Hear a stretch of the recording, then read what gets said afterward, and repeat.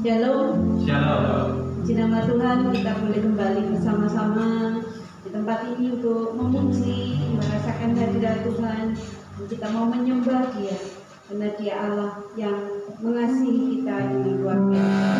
Kita percaya bahwa Tuhan hadir saat ini di tengah-tengah kita. Sehingga Bapak Ibu Saudara berbangkit berdiri, kita awali saja dengan pujian Tuhan hadir di bait suci.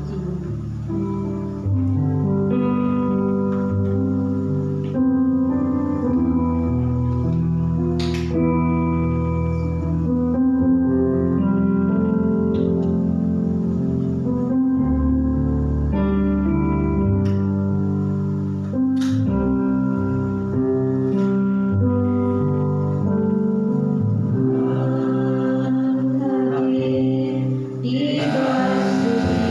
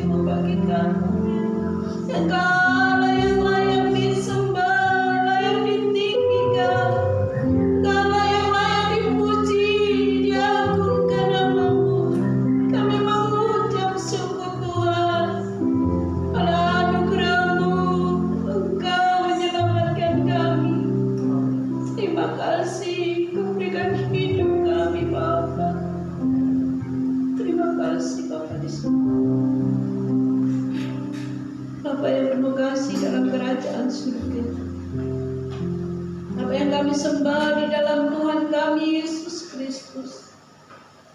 Pagi hari ini kami mengucap syukur. Kami berterima kasih Tuhan buat segala kasih karunia-Mu bagi kami, buat anugerah keselamatan bagi kami. Pagi hari ini kami rindu, kami membuka hati kami mau memuji-muji Engkau, kami mau memuliakan nama-Mu, kami mau menyembah Engkau Allah yang Maha Tinggi, sebab hanya Engkau yang layak dipuji dan ditinggikan. Terima kasih Bapa, kami menyerahkan ibadah kami pagi hari ini. Kami berdoa kiranya Tuhan boleh hadir di tengah-tengah kami. Engkau mengampuni segala hal dalam kehidupan kami yang tidak berkenan kepada-Mu, sehingga pada pagi hari ini Bapa, kami boleh layak datang menghampiri tahta-Mu. Kami boleh layak merasakan kehadiran-Mu di tempat ini ya Tuhan. Sehingga pulang dari tempat ini Bapa, kami percaya ada sukacita yang luar biasa dalam hidup kami. Berkat-Mu boleh mengalir dan mengalir, sehingga orang yang sekitar kami mereka juga boleh diberkati. Bapa di surga, kami ingat saudara kami yang belum sampai di tempat ini Tuhan. Kiranya mereka yang ada dalam perjalanan, kasih setia Tuhan, perlindungan Tuhan atas mereka, sehingga mereka boleh sampai di tempat ini dengan penuh sukacita. Bila saat ini mereka terbaring sakit, Tuhan kami berdoa di dalam nama Tuhan Yesus, jamah-Mu atas mereka, kesembuhan itu boleh terjadi, dan pengharapan mereka hanya pada-Mu. Demikian juga kami menyerahkan seluruh hidup kami yang mengambil bagian pada ibadah pagi hari ini Bapa.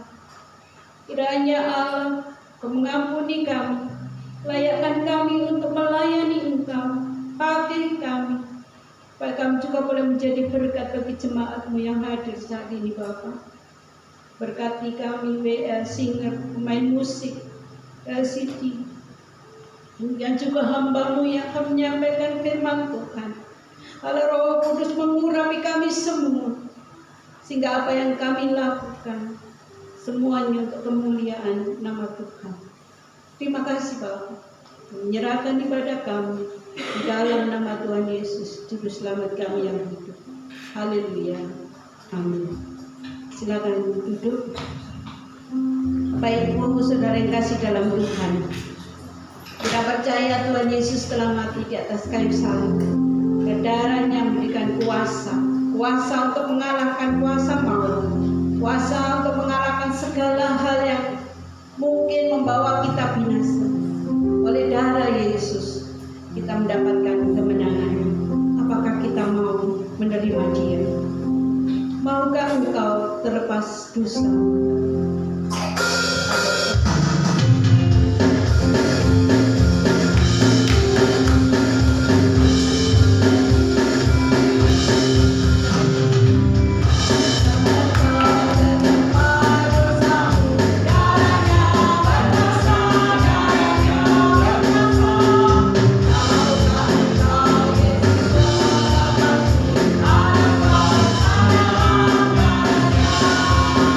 Ada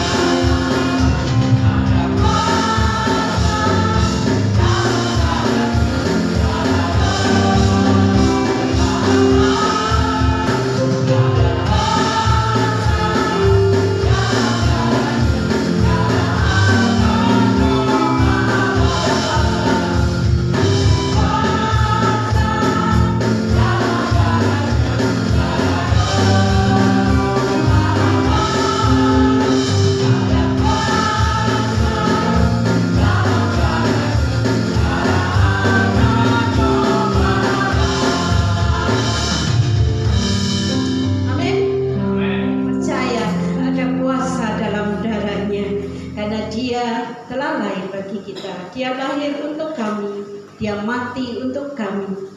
Dia Yesus sobat kita yang menebus jiwa kita.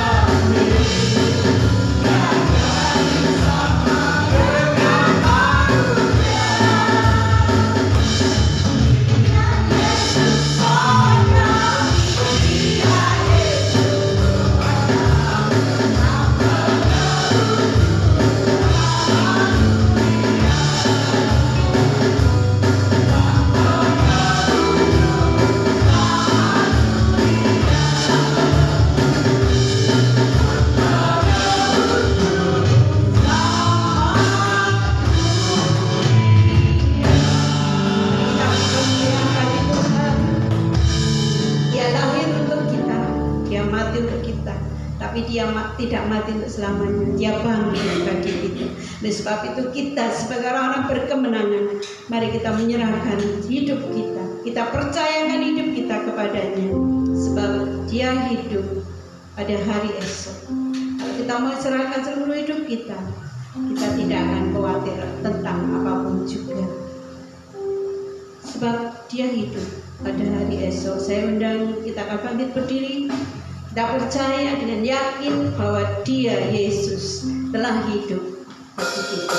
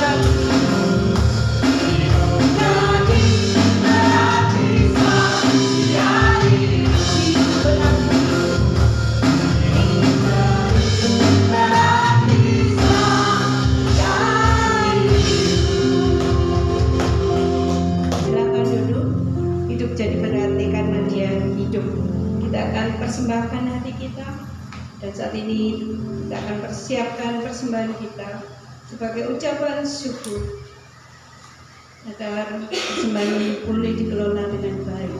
Sebelumnya saya mohon Ibu Esther untuk berdoa bagi persembahan.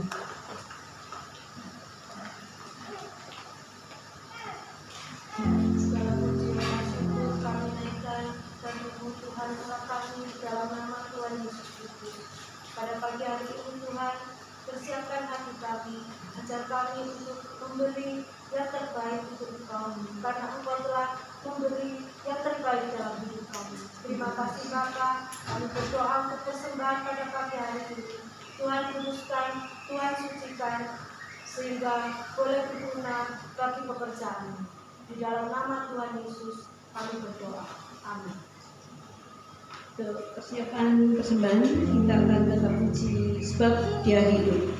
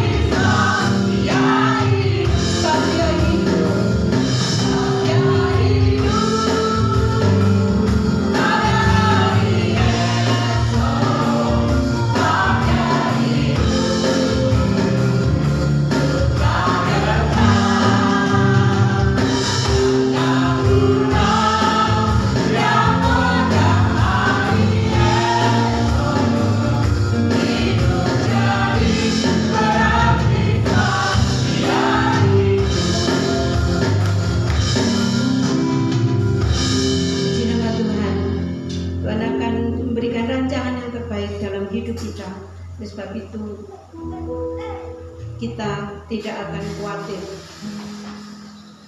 kita tidak akan ragu dalam mengiring Dia. Kita mau memuliakan Dia, kita mau menyembah Dia. Kita akan persiapkan hati kita sebelum mendengarkan firman Tuhan. Mulia sembah Raja mulia. Amin.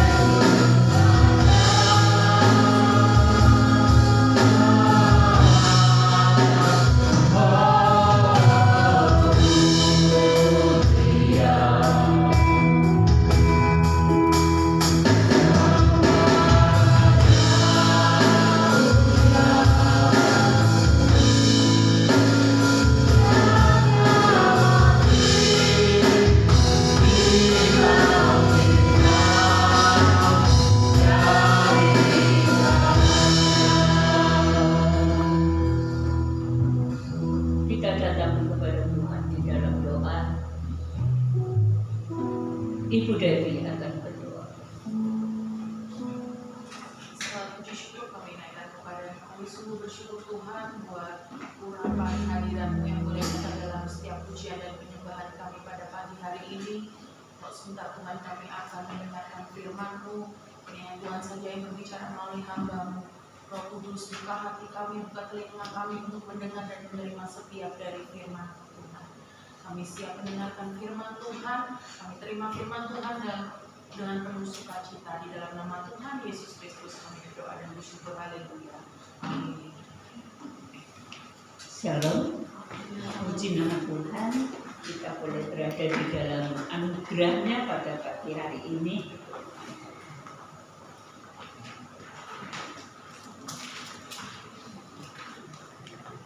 Pada pagi hari ini kita belajar kerendahan hati versus kesombongan. Kerendahan hati itu berlawanan dengan kesombongan, atau kesombongan bertolak belakang dengan kerendahan hati. Mungkin Bapak Ibu Saudara merasa bahwa aku ini tidak sombong, aku ini orang yang rendah hati, tapi kita harus menyelidiki hidup kita. Apakah betul-betul kita itu tidak sombong? Secara umum memang kita melihat bahwa mungkin kita mengatakan aku ini tidak sombong. Tetapi mari kita lihat bahwa sebenarnya setiap manusia itu rentan terhadap kesombongan. Setiap manusia itu bisa masuk ke dalam kesombongan. Baik itu hamba Tuhan, baik itu para pekerja, baik itu jemaat biasa, semuanya rentan dengan kesombongan. Karena itu mari kita lihat beberapa ayat di dalam firman Tuhan. Kita buka Matius 23 ayat yang ke-12. Matius 23 ayat yang ke-12. Silakan membacakan, saudara.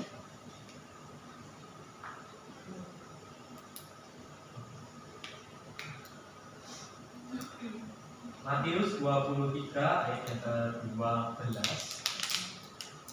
Dan barang siapa meninggikan diri, ia akan direndahkan, dan barang siapa merendahkan diri, ia akan ditinggikan. Iya. Barang siapa meninggikan diri, ia akan direndahkan. Tetapi barang siapa merendahkan diri, ia akan ditinggikan. Begitu banyak ayat yang berbicara tentang kerendahan hati dan kesombongan. Salah satunya yang kita baca tadi. Kita baca yang lain, Amsal 18 ayat 12. Amsal pasal 18 ayat 12. Silahkan membacakan, saudara. Amsal 18 ayat yang ke-12 kemudian firman tinggi hati mendahului kehancuran, tetapi kerendahan hati mendahului kehormatan. Tinggi hati mendahului apa, saudara? Kehancuran. Tetapi kerendahan hati mendahului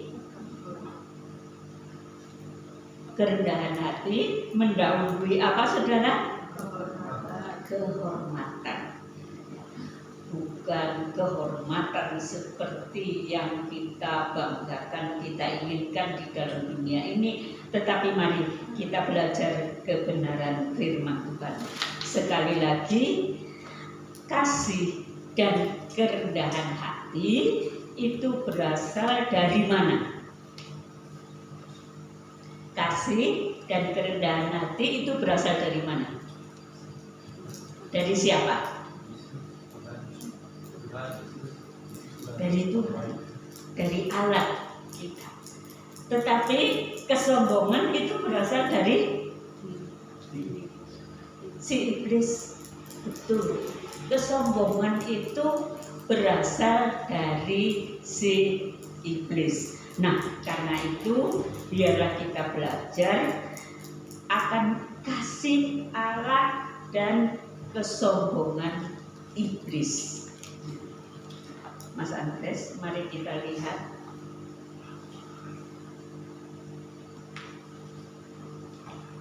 Kasih dan kerendahan hati dari Allah, kesombongan dari si iblis. Kerendahan hati itu berasal dari hidup yang penuh kasih.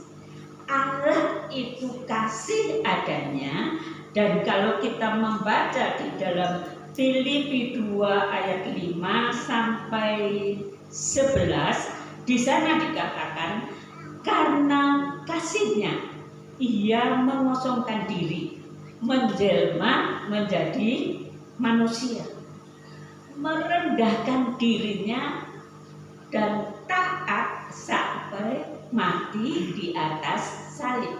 Karena kasih Allah, Allah itu kasih adanya, maka kasih itu dinyatakan dalam kerendahan hatinya, menjelma menjadi manusia. Dia yang maha tinggi, dia yang tak terbatas, tapi ia rela turun ke dalam dunia, menjelma menjadi manusia, menjadi bahkan dikatakan menjadi seperti seorang hamba. Jadi kerendahan hati Allah ya, itu berasal dari kasihnya. Allah bukan hanya rendah hati, tapi merendahkan dirinya untuk taat sampai mati di atas kayu salib.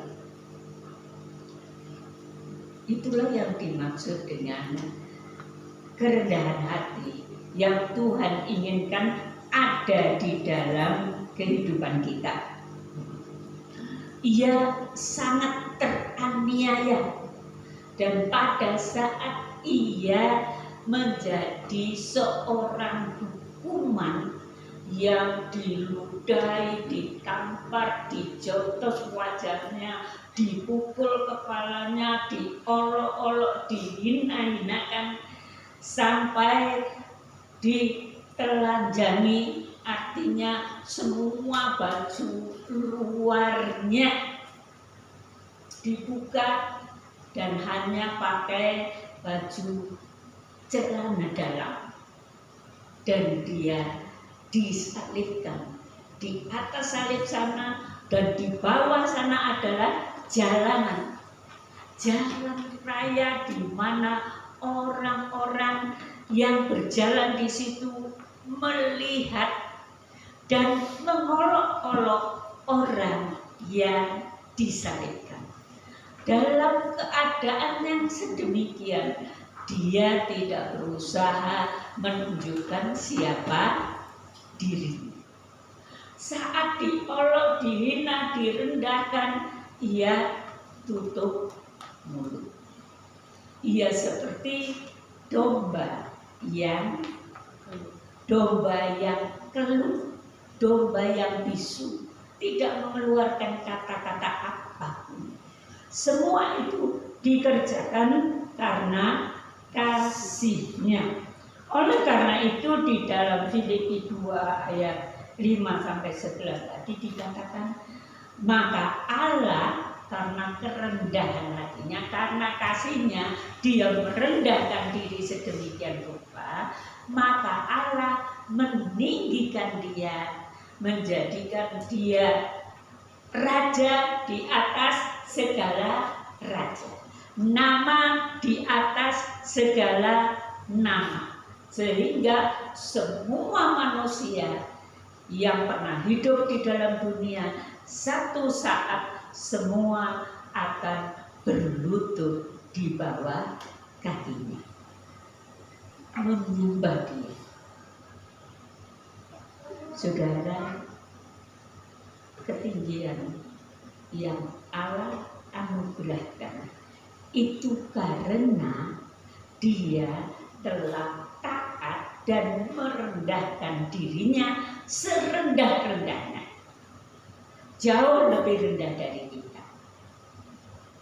Dia menjadi seorang hukuman yang sangat hina. Saudara, biarlah kita ingat bahwa kerendahan hati itu bukan seperti yang kita pikirkan. Aku tidak sombong, itu bukan seperti yang kita pikirkan, seperti yang Alkitab nyatakan. Nah, karena kesombongan, maka iblis melawan Allah dan akhirnya dijatuhkan ke bumi.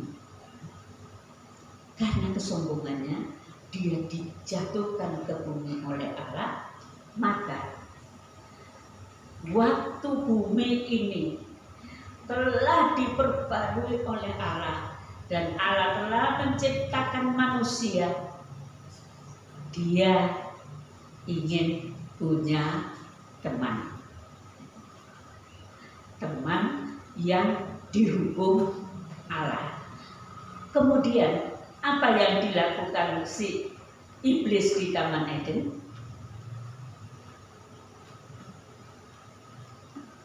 Apa yang dilakukan si iblis di Taman Eden? Karena dia ingin Hawa juga jatuh seperti dirinya, maka dia membuat tipu daya kepada Hawa supaya Hawa dibangkitkan keinginannya untuk menjadi sombong. Sebab dia tahu kalau Hawa jadi sombong, Hawa akan dihukum. Ia ingin punya teman bersama dengan dirinya. Iblis memang punya banyak teman, malaikat-malaikat yang dulu melawan Allah bersama dengan dia dijatuhkan menjadi setan-setan iblis yang ada di dalam dunia ini. Nah, ingat ya, kejatuhan manusia karena apa? Kejatuhan manusia karena apa? Kesombongan. Siapa yang menyombongkan diri akan dijatuhkan, direndahkan oleh Allah. Hawa jadi ingin menjadi sama dengan Allah. Karena itu dia melanggar perintah Allah, sehingga dia jatuh dalam dosa.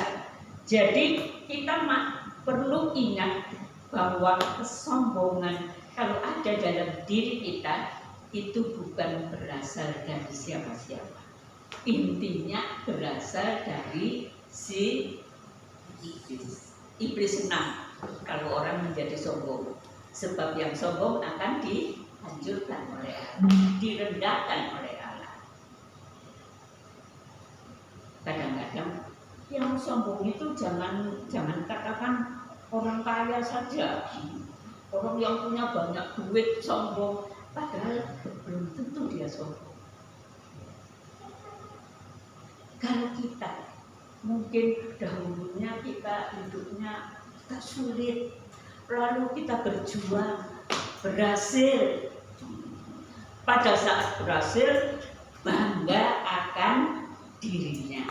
Kalau kita bangga akan diri kita, itu sudah masuk ke dalam kesombongan. Kalau sudah bangga akan dirinya, melihat orang lain yang juga berhasil, orang lain yang kelihatannya lebih hebat dari dirinya, lalu perasaannya apa? Iri, betul. Perasaannya iri. Nah, begitulah kita manusia rentan dari kesombongan. Tetapi kita harus ingat bahwa kesombongan itu berasal dari si iblis. Nah, sekarang mari kita melihat yang berikut, Mas Andres. Iya, manusia rentan jatuh dalam kesombongan. Kesombongan bukan hanya di hadapan manusia, kesombongan di hadapan Allah. Apa ada manusia yang sombong di hadapan Allah? Ada atau tidak? Mari kita perhatikan di sana, di dalam catatan di sana. Manusia yang sombong di hadapan Allah adalah manusia yang merasa tidak perlu Allah, tidak perlu Tuhan, tidak butuh Tuhan. Aku dapat hidup dengan kekuatanku sendiri. Aku dapat mencapai apa yang aku inginkan. Atau kalau tidak bisa mencapainya, kalau sulit mencapainya, bisa ada yang pergi kemana? Pergi ke Gunung Kawi. Kalau ada yang iri dengan mungkin tetangganya, mungkin orang lain yang kelihatan berhasil, dia akan pergi ke Mbah Dukun itu ya, dukun yang terkenal, supaya tetangganya atau temannya itu jatuh usahanya. Ada nggak begitu? Banyak ya, banyak di dalam dunia ini, baik para pengusaha ya, itu kadang-kadang saling bertolak belakang satu dengan yang lain, dan mereka berusaha menjatuhkan yang lain supaya dirinya berhasil. Kalau kita lihat di WA itu, wah, macam-macam. Misalkan jangan minum air produk aqua.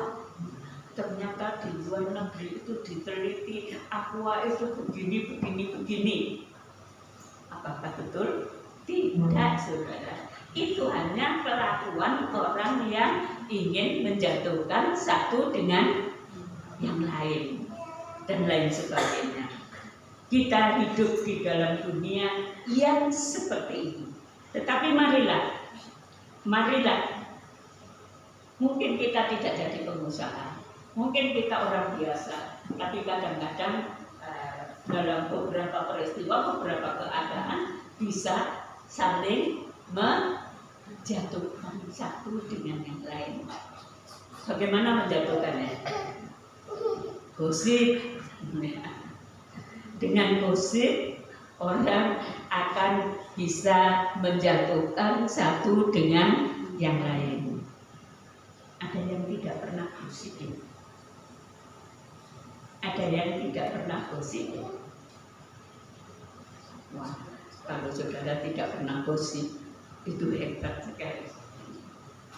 Karena gosip itu sesuatu yang dipakai oleh iblis untuk manusia itu saling menjatuhkan. Gak ada gosip itu positif. Gosip itu pada umumnya adalah negatif. Jadi kita tidak perlu menjadi bos yang saling menjatuhkan satu dengan yang lain.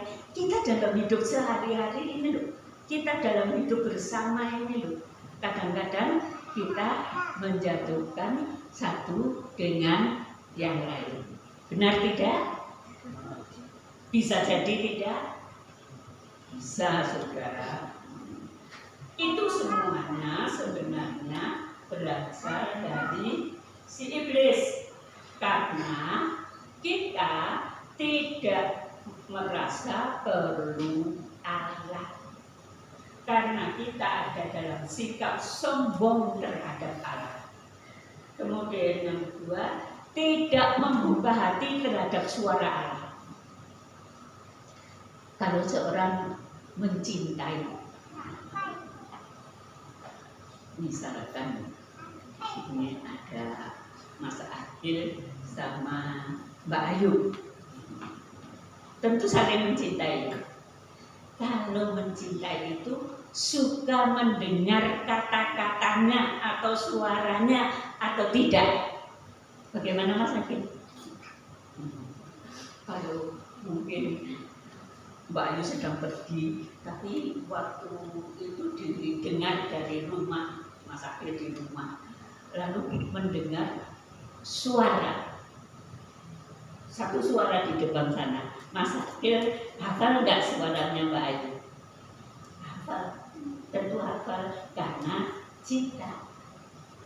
Kalau kita itu mengasihi Allah, kalau itu cinta, kita itu cinta kepada Allah, maka kita suka mendengar suara Allah.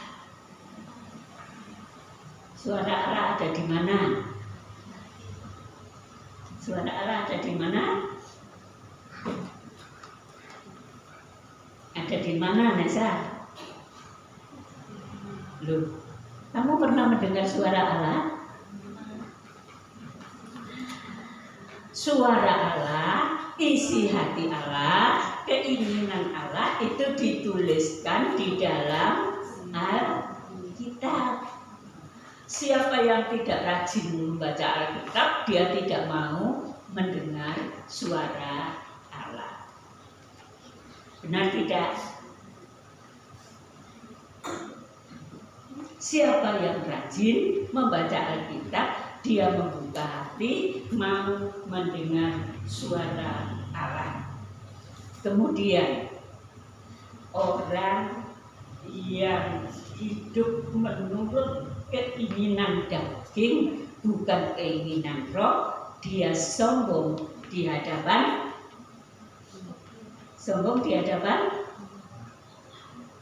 Tuhan, sombong kepada Tuhan. Wah, kalau menuruti keinginan Tuhan, wah berat sekali. Saya harus melepaskan ini, itu, dan lain sebagainya. Lebih baik saya menikmati hidup dengan mengikuti keinginan daging. Apa itu keinginan daging? Bermacam-macam, segala yang negatif, membalas kejahatan dengan kejahatan. Keinginan daging apa keinginan roh? Keinginan daging. Saya diolok-olok, dikatakan begini-begini. Nah, sekarang saya pikirkan caranya untuk membalas supaya dia dipermalukan. Itu begitu banyak dilakukan oleh orang-orang yang dikatakan Kristen, saudara. Mungkin bisa juga dilakukan oleh jemaat GSCA Sakinah Tumpang. Karena itu kita mau belajar. Kita tahu bahwa hidup kita itu rentan untuk menjadi sombong. Kalau sombong terhadap manusia masih mending ya. Kalau sombong terhadap Allah, siapa yang tidak mau taat, tidak mau melakukan firman Tuhan, dia sombong terhadap Allah. Rasanya apa ya? Untuk taat kepada Tuhan itu enggak enak, enggak menyenangkan. Karena itu lebih baik saya tidak taat. Saudara sedang sombong terhadap yang maha tinggi. Yang berikut, kalau saudara tidak berharap bersandar pada Allah di dalam seluruh kehidupan ini, saudara sedang sombong terhadap Allah atau tidak? Kalau kita mengatakan suka perlu berdoa, aku iso kok, aku pinter kok. Buat apa berdoa barang?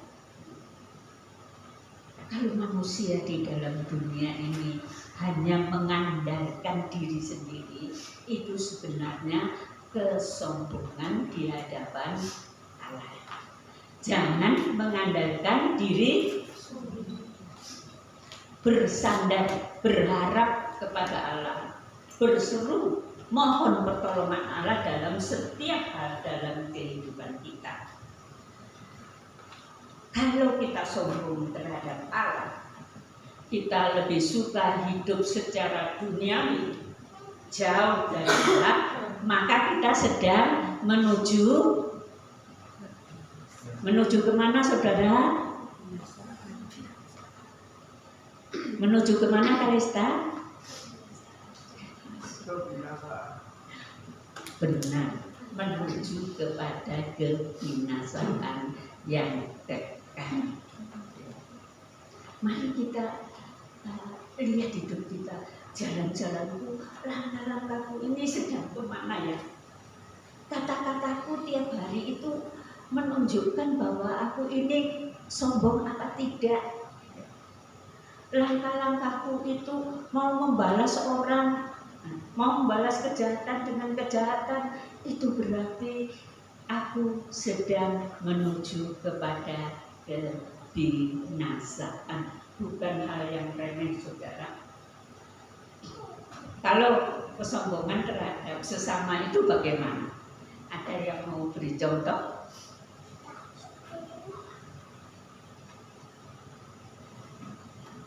Sombong terhadap sesama itu bagaimana? Yang keras? Tidak menghargai yang lain. Iya. Ada lagi? Sombong terhadap sesama itu merasa dirinya lebih dari yang lain. Kita bisa nggak lebih dari yang lain? Salah nggak kalau kita mengatakan, oh, aku ini dalam pelajaran matematika aku lebih pintar dari temanku. Salah tidak? Salah tidak? Tidak. Kita bisa berpikir sebagaimana fakta. Tetapi ingatlah bahwa setiap manusia ada kelebihan, ada kekurangan. Jadi jangan mengagungkan kelebihan. Kalau mungkin saya bisa mengatakan, kalau saya dalam bidang belajar itu saya lebih dari teman-teman saya yang lain di sekolah teologi. Itu diakui oleh banyak orang. Saya mengakui bahwa saya lebih dari itu, tetapi waktu saya melayani, saya tidak bisa melayani hanya dengan kemampuan saya. Saya perlu pemain musik, saya perlu yang BM, saya perlu yang singer. Saya tidak akan bisa melayani saudara hanya dengan kemampuan saya. Saya perlu orang lain. Saya punya kelebihan, saya punya kekurangan. Jadi saya tidak lebih dari yang lain. Amin. Jangan merasa lebih dari yang lain. Pada satu sisi kita lebih dari yang lain, tapi pada sisi lain kita sangat kurang. Orang yang pintar main musik jangan merasa, wah aku ini hebat. Misalnya kayak gini. Tapi saya tahu tidak ya Bina. Misalnya kayak gini, wah aku ini loh pemain musik istimewa di GSJA Sekina Tumpang sampai diperlukan tiap minggu. Itu memang fakta. Tetapi Kevin butuh orang lain.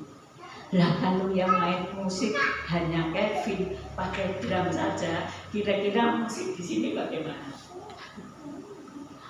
Enak nggak didengar?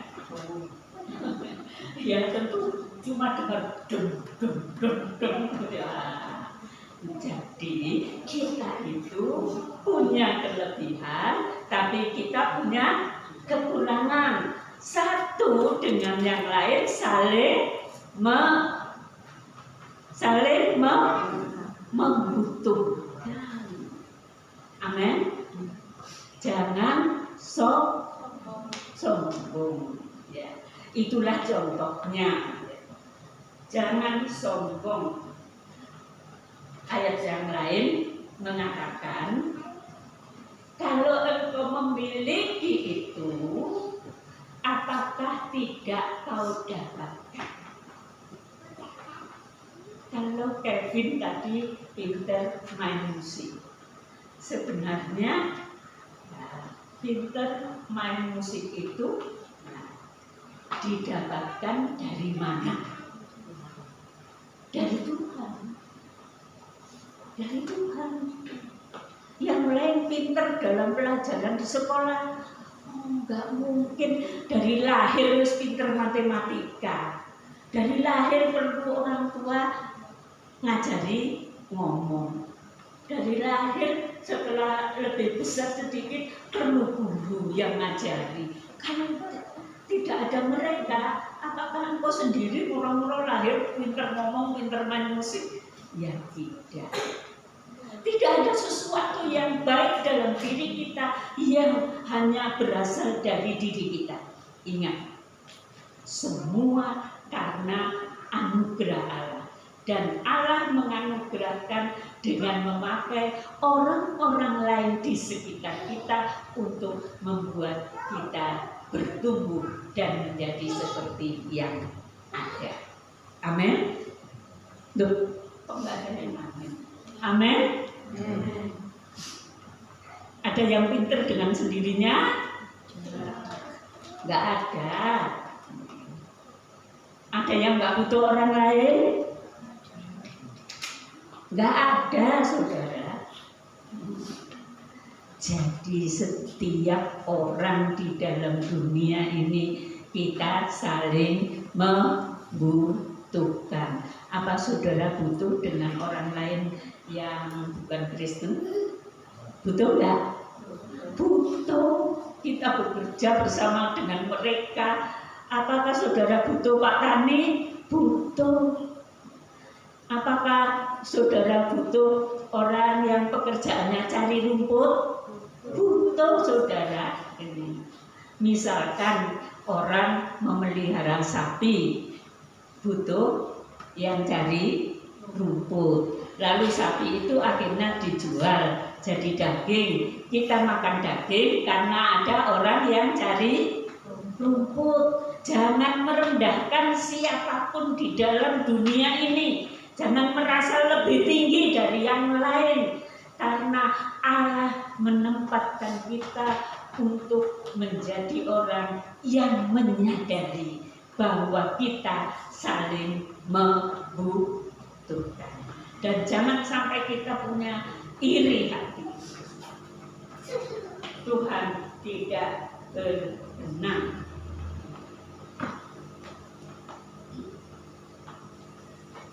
mencari penghormatan atau penghargaan bagi diri sendiri. Itu kesombongan atau bukan? Kalau di gereja misalnya Bu Esther, misalnya ya Bu Esther katakan, lah aku rajin melayani, stop sama Tante Deborah nggak dihargai gitu ya, nggak ada artinya. Wes, atau saya tak pergi ke gereja besar di sana, gereja yang punya banyak duit, kemampuanku akan dihargai. Penghargaan dari duit adalah sesuatu yang bersifat fana. Tapi kalau engkau dihargai oleh Allah, itu adalah sesuatu yang bersifat kekal. Allah akan menghargai segala yang baik yang kita lakukan bagi Dia. Amin. Karena itu jangan cari penghormatan, penghargaan manusia. Dalam kitab-kitab Injil dikatakan, kenapa sih banyak para ahli Taurat, mereka orang-orang hebat, ahli-ahli teologi yang luar biasa. Ahli Taurat itu dari sejak kecil sudah disaring. Mereka hanya harus seorang yang paling pintar dalam sebuah kelompoknya, baru bisa masuk golongan ahli Taurat. Tetapi Tuhan katakan, kenapa mereka tidak diselamatkan? Karena mencari kehormatan di hadapan manusia. Jadi hati-hati, jangan seperti orang Farisi, cari kehormatan, cari kehebatan di depan manusia, dia tidak mendapatkan kehormatan dari Allah. Bahkan dia tidak diselamatkan. Karena itu mari jangan suka mencari kehormatan. Jangan suka iri hati terhadap keberhasilan orang lain. Milikilah empati. Kalau engkau rendah hati, engkau memiliki empati terhadap orang lain. Empati itu apa sih? Kepedulian, perasaan seperti menyatu dengan orang yang mengalami kesulitan. Seringkali Allah mendidik kita melalui pengalaman hidup ini. Kalau saya melalui pengalaman hidup, saya banyak di tempat ini menjadi orang yang lebih miskin dari saudara. Apa tujuan Allah? Supaya saya memiliki empati terhadap orang yang miskin. Supaya kalau saya melihat orang yang membutuhkan, saya itu merasa seperti diri saya sendiri. Saudara, mari kita belajar. Seringkali Allah mendidik kita supaya kita memiliki kasih dan empati terhadap orang lain, bukan seperti orang yang sombong. Orang yang sombong itu melihat temannya jatuh, dia katakan, "Yo kapok, itu salahnya dewe. Oh, jatuh karena males yang gawe. Yo oleh-oleh misalkan." Atau kalau melihat temannya berhasil menjadi iri dan dia berusaha untuk menyaingi temannya. Mari saudara, dalam kehidupan ini mungkin kita tidak berada pada skala besar, tetapi kita bisa tetap menjadi orang yang sombong. Firman Allah menuliskan banyak ayat yang mengatakan orang yang meninggikan diri akan direndahkan oleh Allah, tetapi orang yang merendahkan diri di hadapan Allah dan manusia akan ditinggikan. Jangan cari penghargaan, kemuliaan manusia. Carilah penghargaan dari Allah. Sebab kalau Allah menghargai engkau akan ditinggikan baik di dunia sampai ke kekekalan. Amin. Mari kita belajar bagaimana agar kita tidak jatuh dalam dosa kesombongan. Ada beberapa ayat di dalam Matius pasal 5 Mari kita belajar dari Matius pasal 5. Kita akan baca ayat 3 sampai 12. Mari kita baca bersama. Saya akan baca ayat yang ganjil. Saudara semua akan membaca ayat yang genap supaya nggak ngantuk ya. Kita baca bersama. Matius 5 ayat 3. Berbahagialah orang yang miskin di hadapan Allah, karena merekalah yang mempunyai kerajaan surga. Berbahagialah orang yang bersukacita, karena mereka akan dihibur. Berbahagialah orang yang lemah lembut, karena mereka akan memiliki bumi. Berbahagialah orang yang lapar dan haus akan kebenaran, karena mereka akan dipuaskan. Berbahagialah orang yang murah hatinya, karena mereka akan beroleh kemurahan. Berbahagialah orang yang suci hatinya, karena mereka akan melihat Allah. Berbahagialah orang yang membawa damai, karena mereka akan disebut anak-anak Allah.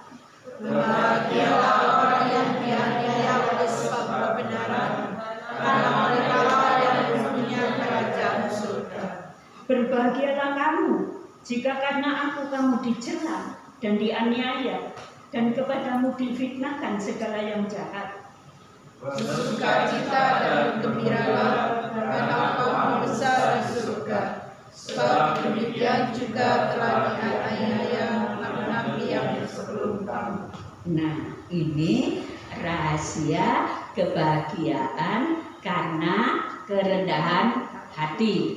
Pertama, berbahagialah orang yang miskin di hadapan Allah. Miskin di hadapan Allah itu bagaimana sih? Orang miskin perlu apa? Orang miskin perlu pertolongan kan? Kalau kita miskin di hadapan Allah, berarti kita ini butuh Allah. Kita ini perlu Allah. Kita ini perlu berkatnya. Kalau kita datang ke gereja untuk apa? Untuk jiwa kita ini diberkati, diberikan segala yang baik yang datang dari Allah. Jadi apapun juga kita perlu Allah. Orang yang merasa perlu Allah, dialah yang memiliki kerajaan surga. Kalau engkau tidak merasa perlu Allah, engkau tidak akan memiliki kerajaan surga. Yang kedua, kita lihat, berbahagialah orang yang berduka cita, karena mereka akan dihibur. Berduka cita yang memperkenankan hati Allah ialah berduka cita akan dosa-dosa kita. Berarti bertobat. Kalau kadang-kadang orang diajak bertobat itu sulit sekali. Dia merasa seperti direndahkan kalau harus bertobat. Tetapi berbahagialah orang yang berduka cita, karena mereka akan mendapat penghiburan dari Allah. Kemudian lemah lembut, membuka hati, mendengar suara Allah, lapar dan haus akan firman Allah, akan membuat hidup kita berbahagia. Saya ulangi ayat 5. Berbahagialah orang yang lemah lembut, karena mereka akan memiliki bumi. Berbahagialah orang yang lapar dan haus akan kebenaran, karena mereka akan dipuaskan. Kemudian yang suci hatinya ialah orang yang hidup menurut firman Tuhan. Berbahagialah orang yang suci hatinya, karena mereka akan melihat Allah. Orang yang hatinya ada dosa, nggak bisa ketemu Allah. Mungkin saudara mengatakan aku bertemu dengan Allah, tetapi Allah tidak akan menemui saudara karena dosa yang ada di dalam hati.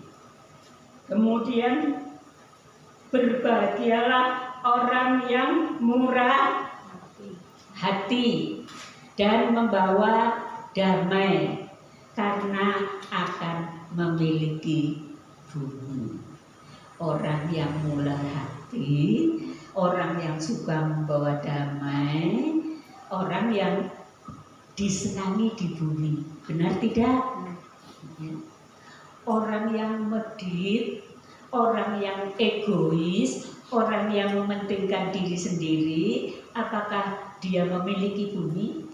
Tidak, saudara. Ada banyak orang tidak suka. Kita mau yang mana?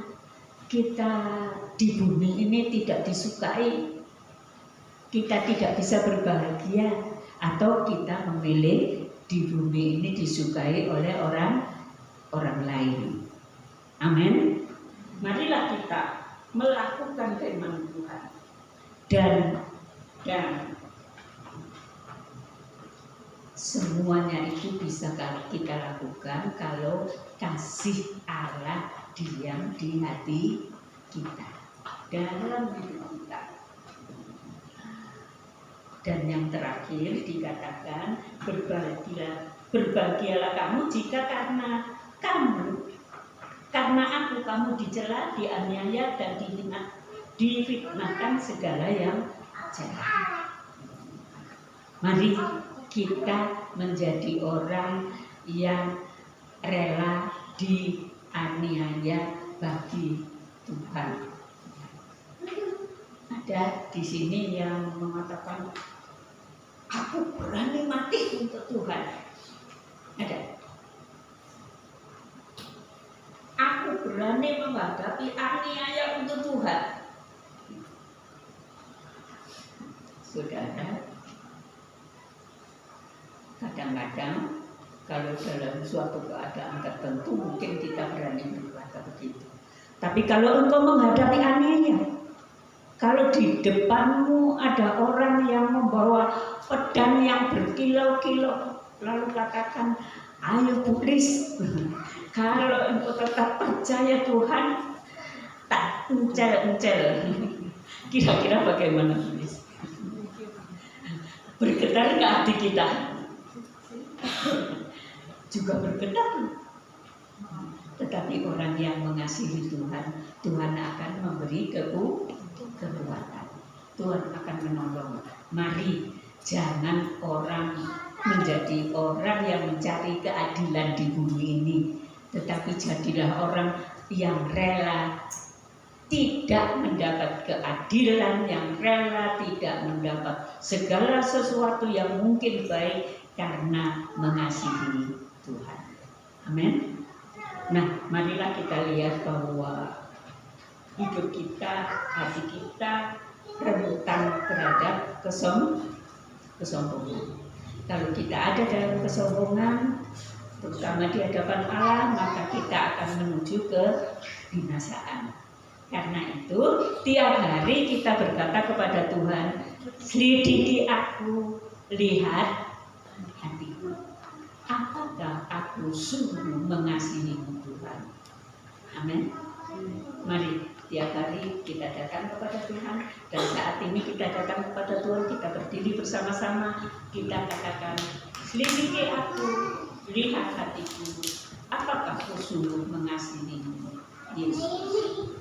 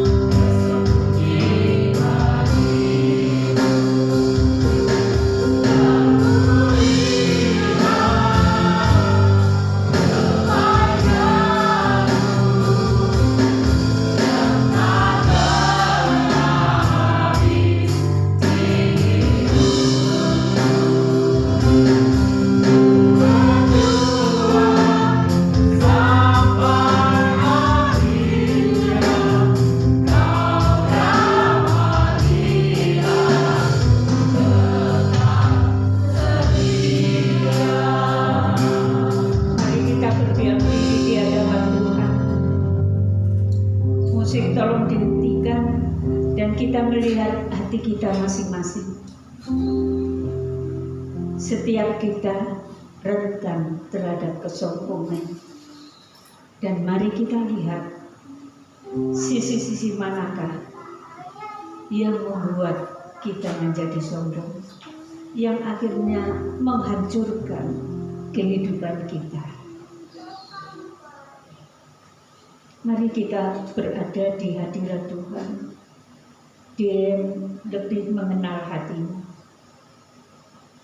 Dia yang lebih mengenal hatiku. Dia tahu kelemahan kita. Mari kita datang kepadanya. Kita mohon, Tuhan, tunjukkan padaku segala kelemahanku, kebiasaanku, kata-kataku dalam hidup sehari-hari, tingkah lakuku, apakah semua menyenangkan hatimu? Nanti Ibu Nyoto akan berdoa buat kita. Sungguh kami mengucap syukur Tuhan pada pagi hari ini. Kami bersyukur karena Engkau hadir di tengah-tengah kami. Tapi saat ini Tuhan, ampuni segala yang tidak berkenan di hadapan-Mu. Ampuni kesombongan yang telah kami lakukan. Selidiki kami, setiap kami masing-masing Tuhan. Kemunafikan yang ada di dalam diri kami masing-masing, Tuhan ampuni. Ampuni segala hati kami yang merasa lebih dari yang lain, yang merasa benar sendiri ya Tuhan. Ampuni kami. Bapa, kami percaya Roh Kudus-Mu akan menegur setiap kami masing-masing Tuhan, sehingga hidup kami boleh layak di hadapan-Mu. Kami percaya Bapa, setiap kami saat ini, baik dari anak kecil, dewasa, sampai hamba-Mu, Tuhan ampuni kami. Karena kami manusia yang lemah, kami manusia yang berdosa Tuhan. Oleh karena kasih-Mu Bapa, sehingga kami boleh layak menyebut kami anak-anak-Mu, dan kami boleh memanggil Engkau Bapa oleh karena pengorbanan-Mu di atas kayu salib ya Tuhan, untuk menebus dosa-dosa kami. Saat ini kami percaya Bapa, Engkau menyelidiki hati kami, tiada yang tersembunyi bagi-Mu ya Tuhan. Kami percaya Roh Kudus, Engkau mengurapi setiap kami, menyadarkan kami Tuhan, sehingga kami tidak hanya menyampaikan saja, tetapi kami boleh melakukan di dalam kehidupan kami setiap hari Tuhan. Dan biarlah firman-Mu Tuhan menjadi rema di dalam kehidupan kami. Kami boleh menjadi berkat bagi orang lain. Kami tidak mampu melakukan ini, tapi kami dimampukan oleh karena Roh Kudus-Mu. Kami boleh mengampuni orang-orang yang bersalah kepada kami ya Tuhan, supaya kami juga diampuni oleh karena kesalahan kami. Terima kasih Bapa di dalam surga, memberkati kami semua yang mendengarkan firman-Mu, memberkati hamba-Mu yang telah menyampaikan firman-Mu ya Tuhan. Dan sebentar kami akan menerima perjamuan kudus, kiranya Tuhan layakkan kami, ampuni kami ya Tuhan, dengan segala kekurangan kami, dengan segala dosa-dosa kami, sehingga kami layak menerima perjamuan ini Tuhan. Suci kuduskan alat yang kami pakai, terlebih kuduskan hati kami, hidup kami Tuhan, sehingga kami boleh diperbaharui kehidupan kami setiap hari, menjadi lebih baik dan lebih benar hidup di hadapan-Mu ya Tuhan. Terima kasih Bapa, inilah doa kami, hanya di dalam nama Tuhan Yesus Kristus kami sudah berdoa. Haleluya. Amin. Silakan duduk saudara. Puji Tuhan, kita akan masuk dalam acara perjamuan kudus. Saya mohon yang bertugas akan maju ke depan dan kita akan menyanyikan Ada Kuasa Dalam Darahnya.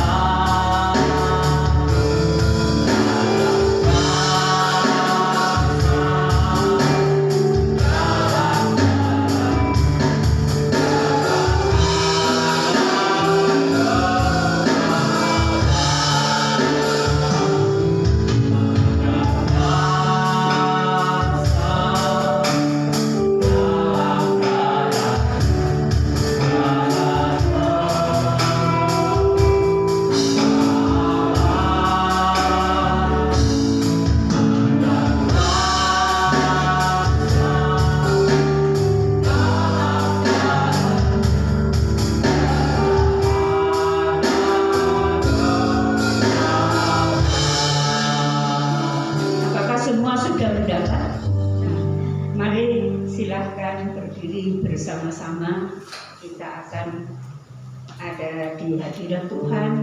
Tetapi sebelum saya membacakan firman Tuhan, bacalah firman Tuhan yang ada di situ. Itu bisa menjadi pegangan dalam kehidupan kita hari-hari ini.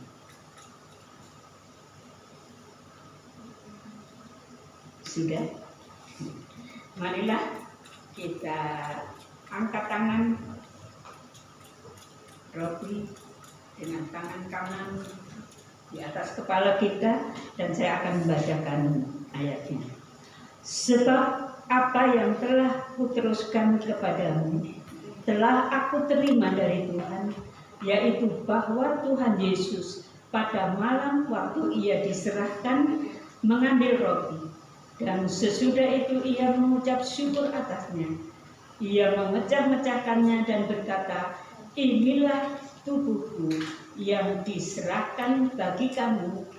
Perbuatlah ini menjadi peringatan akan aku. Amin. Kita makan bersama.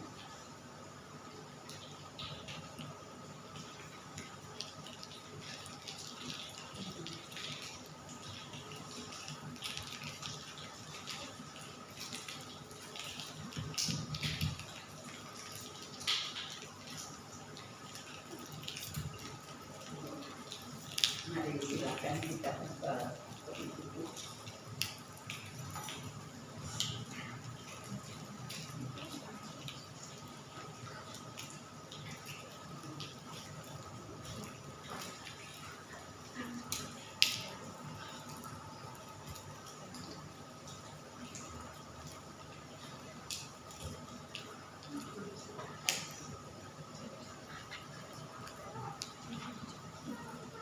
Kita angkat anggur di hadapan Tuhan, dan saya akan membacakan.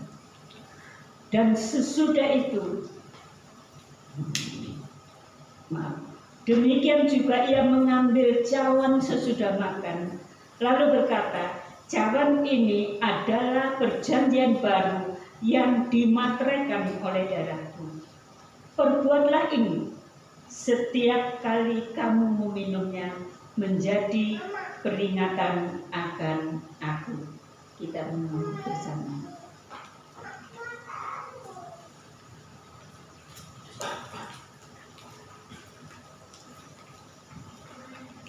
Saya akan bacakan beberapa ayat sesudah itu. Sebab setiap kali kamu makan roti ini dan minum cawan ini, kamu memberitakan kematian Tuhan sampai Ia datang. Jadi, barang siapa dengan cara yang tidak layak makan roti atau minum cawan Tuhan, ia berdosa terhadap tubuh dan darah Tuhan. Karena itu, hendaklah tiap-tiap orang menguji dirinya sendiri, dan baru sesudah itu ia makan roti dan minum dari cawan itu. Karena barang siapa makan dan minum tanpa mengakui tubuh Tuhan, ia mendatangkan hukuman atas dirinya. Sebab itu banyak di antara kamu yang lemah dan sakit, dan tidak sedikit meninggal. Kalau kita menguji diri kita sendiri, hukuman tidak menerima kita. Mari Bapak Ibu, kita menguji diri kita sendiri, kita lihat ya. Karena kalau kita makan perjamuan suci tanpa hati kita dikuduskan oleh darah Yesus, kita tidak layak. Dikatakan oleh Rasul Paulus terhadap orang Korintus, itu sebabnya banyak di antara kamu yang sakit dan meninggal karena kamu tidak menghormati perjamuan kudus, menghormati dengan hati kita di hadapan Tuhan. Marilah kita datang kepadanya, kita menghormati Dia dengan mengingat darahnya amat kuasa, sucikan dari dosa, lepaskan dari segala susah.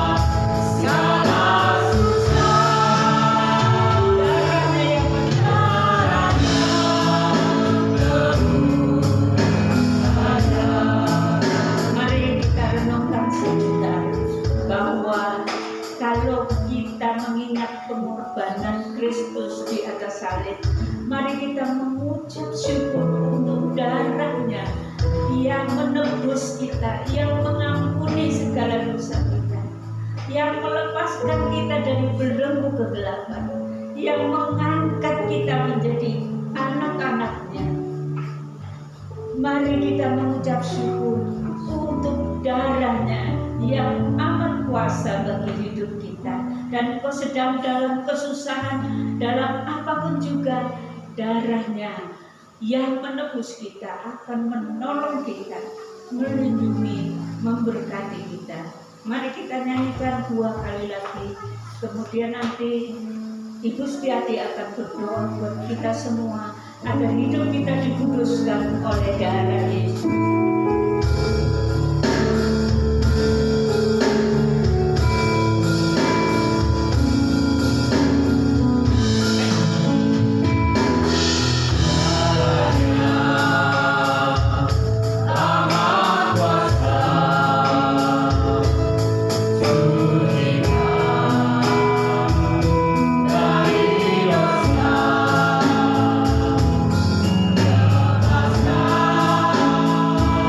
Lepaskan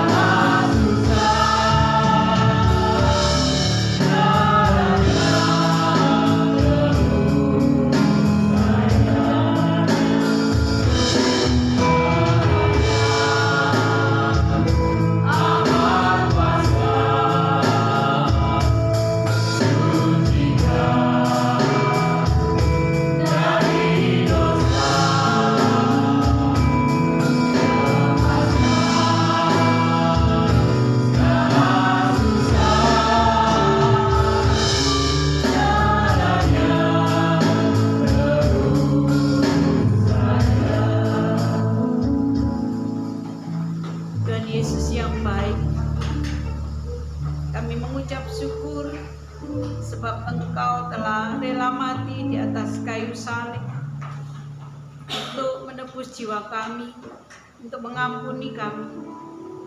Terima kasih buat darah-Mu yang tercurah bagi kami, yang boleh memberikan kami kekuatan. Dengan darah-Mu kami boleh diperbarui dari hari ke hari. Dengan darah-Mu melepaskan segala beban dalam hidup kami, segala sakit penyakit yang ada dalam tubuh kami. Kami percaya oleh darah-Mu kami boleh dilepaskan. Kami mengucap syukur buat tubuh-Mu yang telah rela untuk dihancurkan demi kami. Kami mengucap syukur, kami berterima kasih Tuhan Yesus. Dan biarlah ajar kami untuk senantiasa mengingat akan kasih-Mu yang besar bagi kami. Hidup kami boleh diperbarui dari hari ke hari. Dan ajar kami boleh menjadi anak-anak Tuhan yang setia. Anak-anak Tuhan yang rela berkorban bagi yang lain. Dan pakai hidup kami menjadi berkat bagi kemuliaan nama-Mu. Terima kasih Tuhan Yesus untuk siang hari ini. Kami telah melakukan perjamuan kudus. Dan kiranya melalui perjamuan kudus ini Tuhan, kami boleh semakin setia kepada-Mu. Kami boleh lebih mengasihi Engkau karena Engkau terlebih dahulu mengasihi kami. Terima kasih. Mengucap syukur dan kami rindu untuk senantiasa memuji, memuliakan nama-Mu. Di dalam nama Tuhan Yesus kami berdoa dan mengucap syukur. Haleluya. Amin. Mari angkat tangan Bapak Ibu Saudara. Bapak Ibu Saudara yang saya kasihi, marilah kita pulang dengan segala berkat surga dari Bapa surga. Dan marilah kita pulang dengan kasih karunia anugerah Tuhan kita Yesus Kristus. Dan mari kita pulang bersama Allah Roh Kudus yang menyertai kita, yang mengerjakan hidup kita, yang memimpin kita, yang mengurapi kita untuk menjadi berkat bagi banyak orang. Marilah kita pulang bersama Allah Roh Kudus dari saat ini sampai Maranatha, Tuhan datang yang kedua kali. Di dalam nama Tuhan Yesus, saudara yang percaya katakan, amin.